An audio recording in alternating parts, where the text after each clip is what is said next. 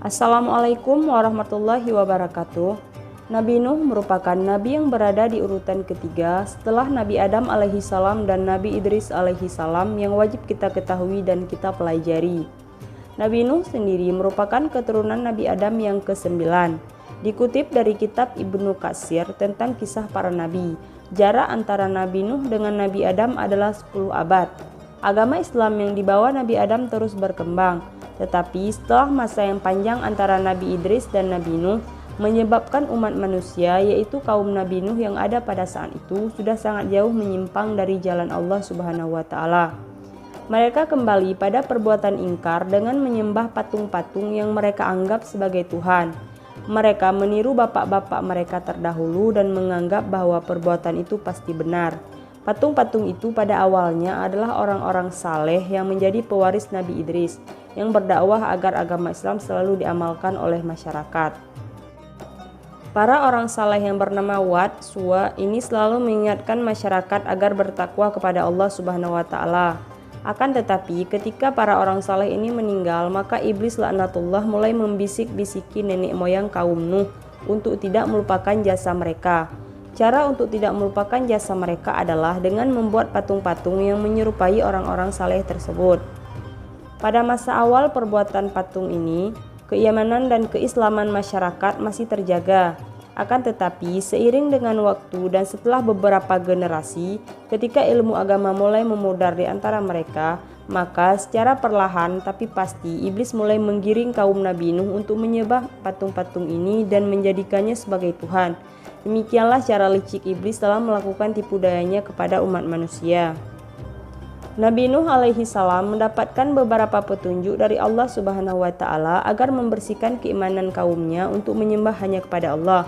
Pada masa itu, setiap manusia memiliki usia yang panjang. Nuh diangkat oleh Allah menjadi nabi dan rasul pada usia 480 tahun.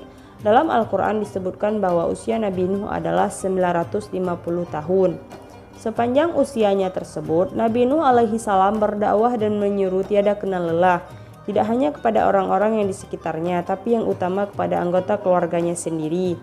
Tetapi sayang, setelah berdakwah selama hampir 5 abad, Nabi Nuh hanya memiliki sedikit pengikut, yaitu hanya sekitar 70-80 orang.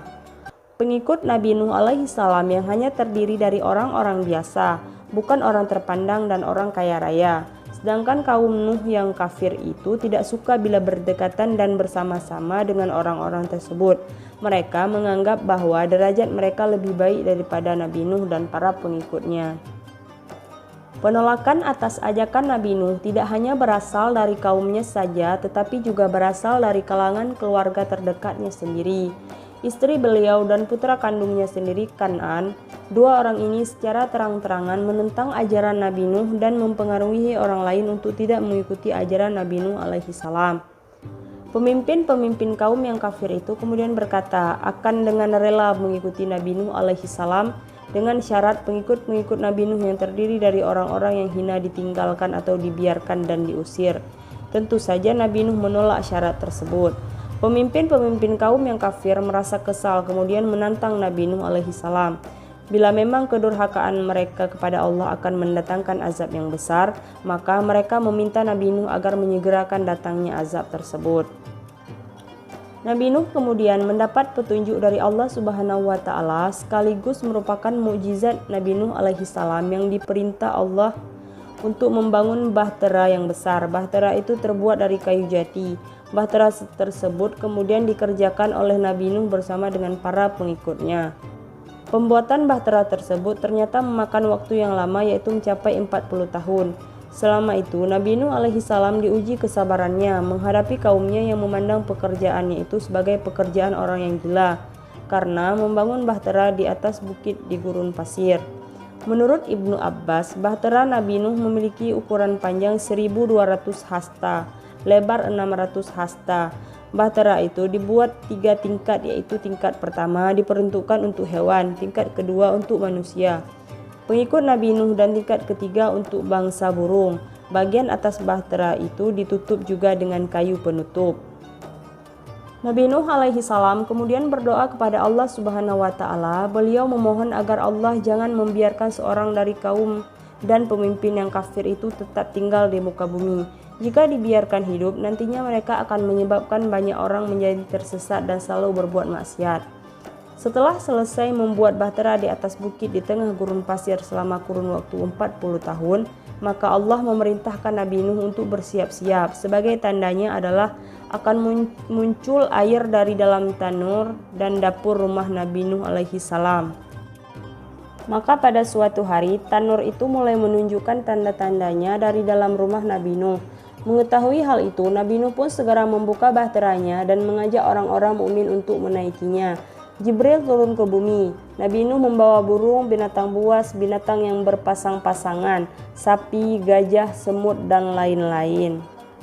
Peristiwa ini Allah gambarkan dalam Al-Quran surah Hud ayat 40 yang artinya, hingga apabila perintah kami datang dan tanur telah memancarkan air, kami berfirman, muatkanlah ke dalam bahtera itu dari masing-masing binatang sepasang jantan dan betina, dan keluargamu kecuali orang yang terdahulu ketetapan terhadapnya, dan muatkanlah pula orang-orang yang beriman dan tidak beriman bersama Nuh itu kecuali sedikit.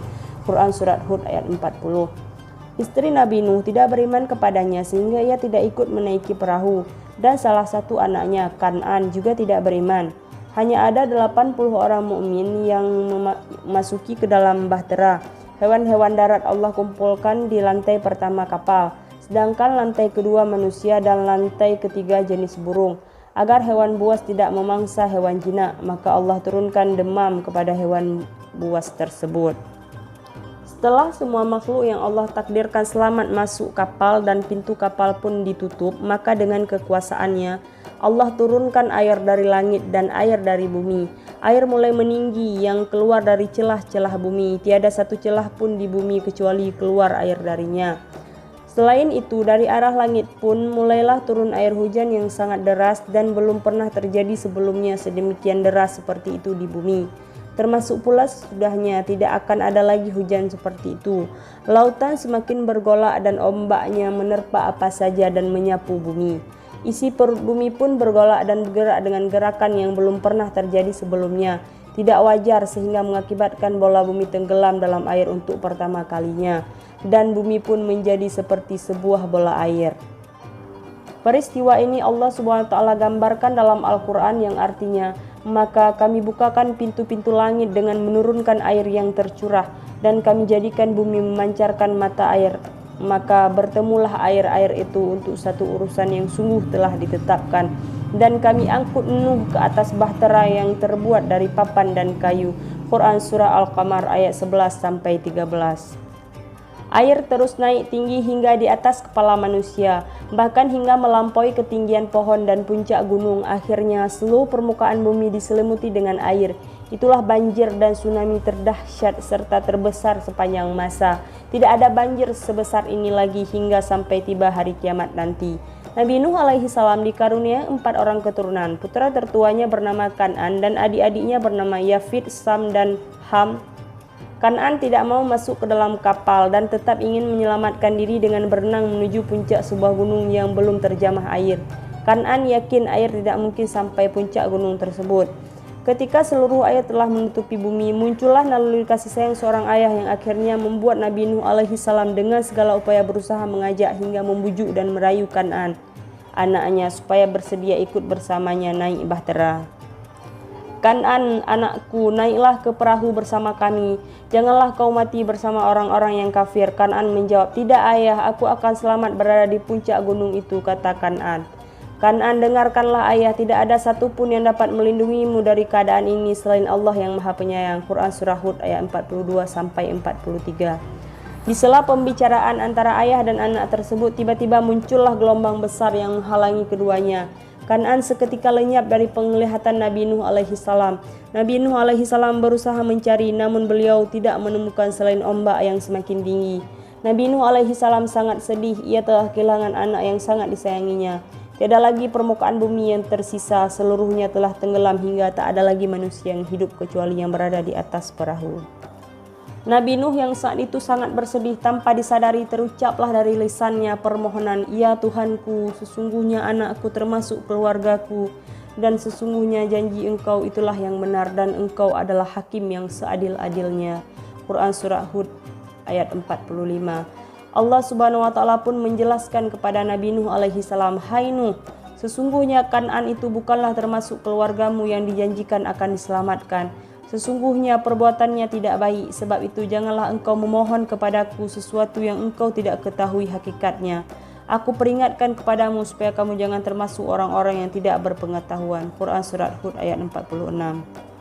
Seketika Nabi Nuh pun tersadar dan memohon ampun kepada Allah Subhanahu wa Ta'ala atas kekhilafannya. Banjir, taufan dan tsunami melanda semua belahan bumi, tak satu pun bagian bumi yang tidak tenggelam. Satu riwayat menggambarkan bumi seperti bola air. Seluruh makhluk hidup, tumbuhan, hewan dan manusia punah. Tak ada satu pun yang tersisa. Setelah 150 hari terombang-ambing di atas laut tanpa batas, akhirnya Allah Subhanahu wa Ta'ala pun memberikan perintah agar air surut. Setelah air surut, maka mendaratlah bahtera Nabi Nuh dengan selamat di Bukit Jud, Armenia. Keluarlah Nabi Nuh bersama para pengikutnya dari dalam bahtera. Sekitar 80 orang yang ikut dalam bahtera Nabi Nuh beserta ketiga anak Nabi Nuh pun turun. Mereka bersama hewan yang selamat memulai kehidupan baru mereka. Diriwayatkan seluruh pengikut Nabi Nuh yang turut bersama dalam bahtera Nuh tersebut akan wafat tanpa menyisakan satu keturunan pun. Hanya anak Nabi Nuh yaitu Sam, Ham, dan Yafid yang memiliki keturunan. Hingga akhirnya seluruh ras manusia yang ada sekarang ini semuanya merupakan keturunan mereka bertiga.